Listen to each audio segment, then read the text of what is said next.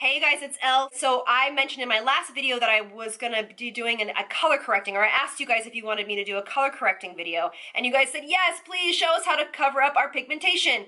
And you wouldn't know, but I have a ton of pigmentation. I'm sure you actually do know from all my other videos, but I have a ton of pigmentation, and today I'm gonna show you how to cover it. Don't forget to give me a thumbs up and subscribe. It really helps me out. I appreciate it, and let's get started. All right, you guys, today, so we wanted to talk about correcting pigmentation. I will go through and do a couple other videos of correcting under eye circles and things like that, but you guys really responded well to my last video that asked you guys if you wanted to see me correct and pigmentation with this NYX. This is actually in light. And this is 3CP01 Light and Clair is what it's called, the color of it. I do think they have a little bit darker one, but here's the colors. So these actually could be really great for quite a bit of skin tones. Even somebody that's very fair, like a redhead or something like that, even somebody like me, and then probably up to a medium skin tone. There is this color here for contouring. This color up here is for somebody of darker skin, maybe to correct under eye circles. This one's pretty yellow. This one is to counteract. You can do hyperpigmentation with this as well. But it really is for very minimal hyperpigmentation, but mostly to counteract redness. So under the eye, if you have just very kind of slight under eye circles, redness, but especially for up above on the eyelid. Benefit makes a great one called Lemonade, and you can also counteract the coloring on top of your lid with something like that. This guy right here, which is the lighter peach color, is going to be for the under eye area for somebody like me. And I'm actually going to use it today. But then this color right here, this orangey color, is really what we're going to focus on today. So I'm sure you've seen a bunch of videos online about the color wheel and stuff like that. Just go Google it. Basically, it's whatever color is opposite on the color wheel. So to counteract, purples and blues underneath the eye, you obviously are going to go, it's like pink, but it's more an orangish. But you want to go more salmon colored because that has a pink, it has an orangey-ish, peachish undertone to it. So anyway, also I wanted to chat with you guys about the color saturation of the products that you're using to counteract or to color correct whatever you're doing. So if you are fair like me, you do not need a bright orange color corrector. That's just not going to be great with your skin tone. If you are a deeper of a skin tone, yeah, you're going to need a little bit more pigmented, a little bit heavier orange, color corrector to counteract some of that, maybe discoloration around the mouth, things like that. So pick a color, if you're going to really do color correcting, pick a color correcting product that is complementary to your skin tone. So if you are a light skin tone, you're going to go with a light color correcting palette. If you are a medium skin tone, you're going to go with a medium color, palette for color correcting, etc., etc. So everywhere pretty much up until, darker medium can actually use this, this from the drugstore. So let's get started.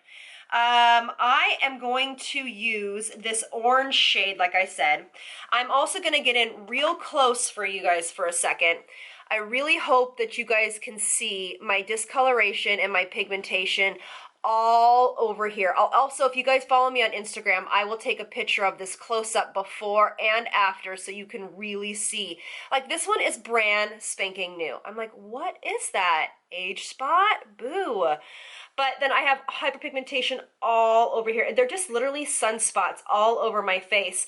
And I would have to use a very heavy foundation to cover that just with foundation. And again, if you watch my stuff, you know that I'm not super into heavy coverage. So let's get started. So this palette actually has a very kind of thick consistency to it. So this is going to last you a very long time. When I'm color correcting on myself or a client, I use two types of brushes. I use a synthetic brush. This has synthetic hairs. They're kind of dome shaped, but flat. And then I also use sometimes a fluffy brush like this. I use a fluffy brush because it helps diffuse edges and kind of disperse the product a little bit more feather-like.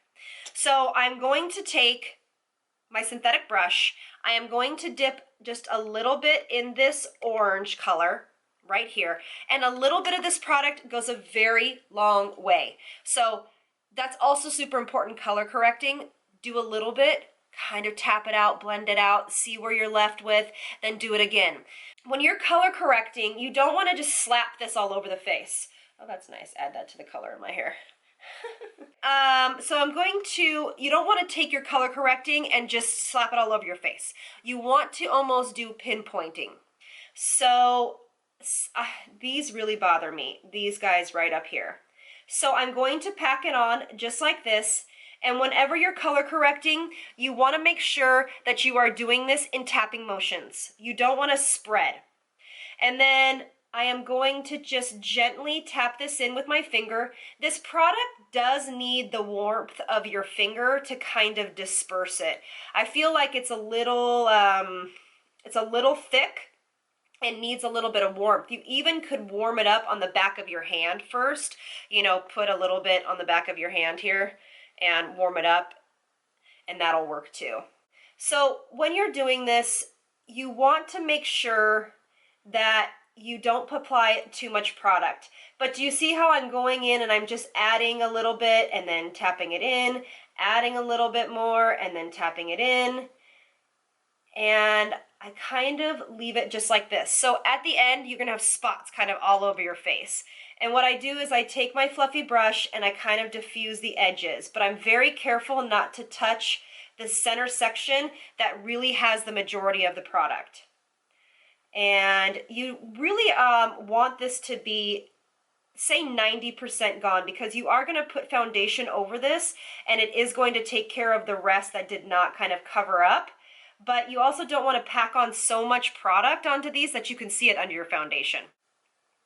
It's a little bit time consuming, but if you have time to do it and if you have the patience, it'll really pay off once your foundation is on, because you'll be able to really get that flawless finish. All right, so that's literally what I'm going to do all over the face.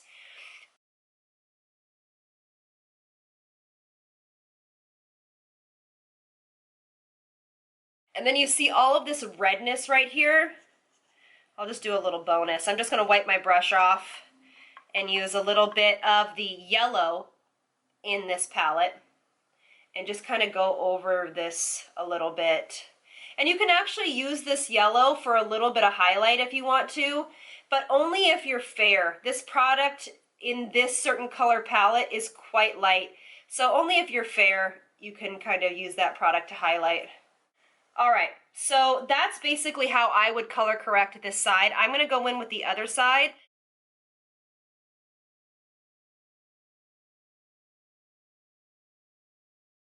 Okay, so now I'm going to put on the rest of my foundation and everything so you guys can really see how it looks after it's finished. But this is how your color correction should kind of look.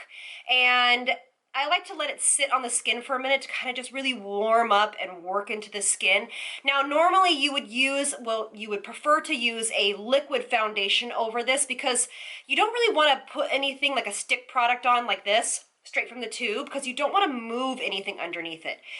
So for me, I actually, on a normal day, I take my Benefit Play Sticks, these guys. I will just literally go like this, and then I would like stripe on my side of my face. But I am going to take it on a beauty blender, and then I'm going to push this into the skin. Now this is actually a really important part after you've color corrected, is when you're applying your foundation, you want to gently tap this into the skin. You do not want to disturb anything underneath this. So you gently want to push this into the skin, and you do not want to mess around with this too much. So your powder, blushes, things like that, if you have done a bunch of color correcting like I just did, you're going to want to use that powder products instead of, color, cream blush and then, cream contour, because it is going to move what you just did. So keep that in mind.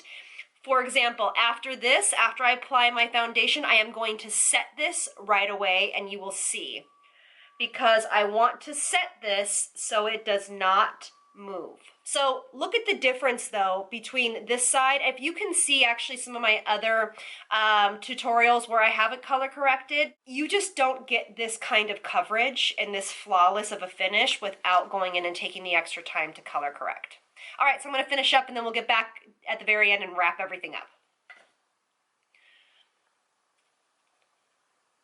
Then set it with the setting spray to kind of bring your skin back to life. Just kind of all over the skin. And you can use Max Fix Plus for this. This is just by Scandinavia. Toner would work, but this actually is going to set the makeup and make sure that it does not move all day. And then also makes the powder we just added onto our skin look a little bit more cohesive, a little less in coverage, and a little bit more lifelike. So don't forget to subscribe and like, share this with somebody that might find it beneficial, and I'll see you guys in the next one. Remember, you are loved. Lots of love from me to you. Mwah. Bye, you guys.